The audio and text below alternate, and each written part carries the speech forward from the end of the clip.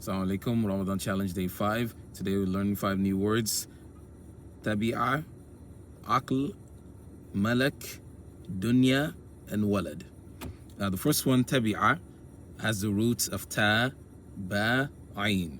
Now that ta, ba, ayn has the meaning of to follow or succeed. To follow, succeed.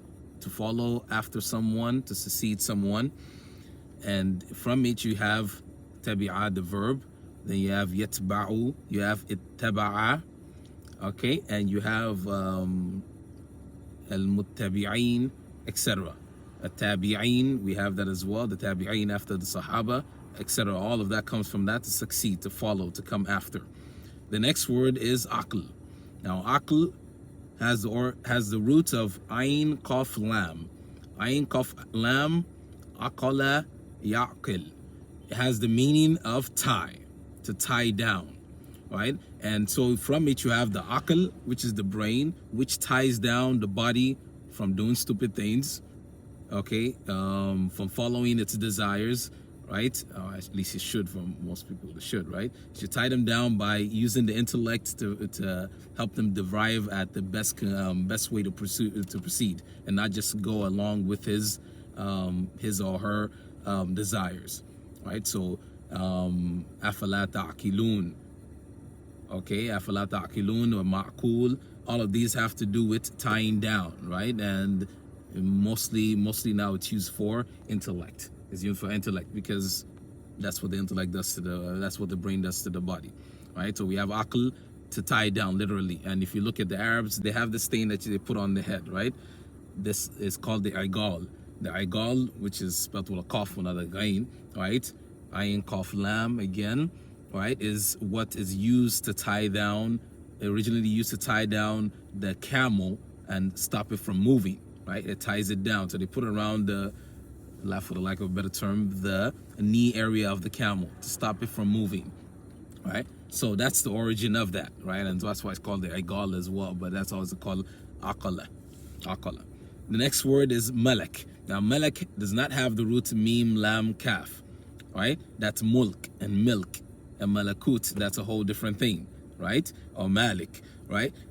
Malak as the root, actually, it's actually pronounced malak. This is the original way it's pronounced. So the root actually is lam, alif, kaf.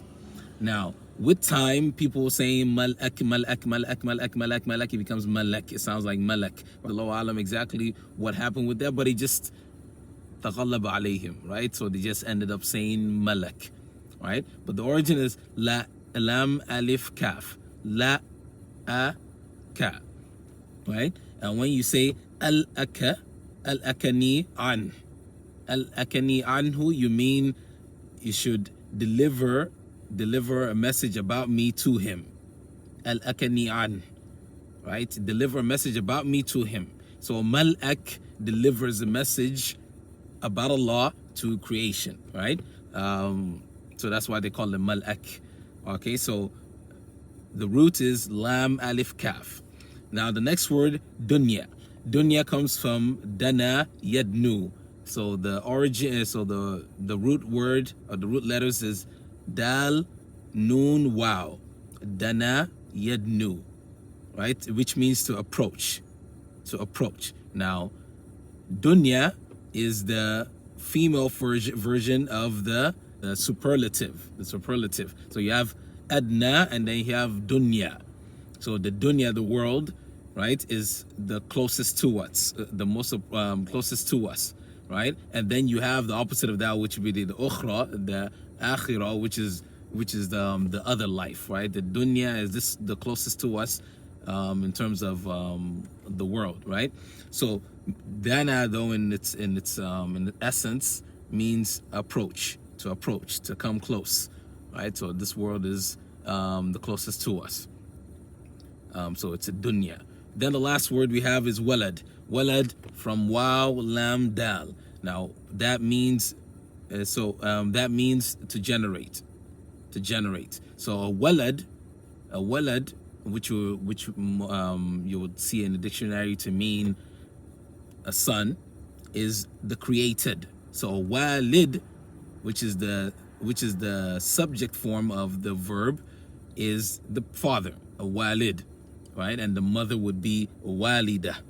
Okay, so if you see in Surah Maryam when Isa alayhi salam says about his mother, wa walidati, wa barram bi walidati. So he's talking about his mother, Maryam alayhi salam. Create, to generate. So walad is literally generated.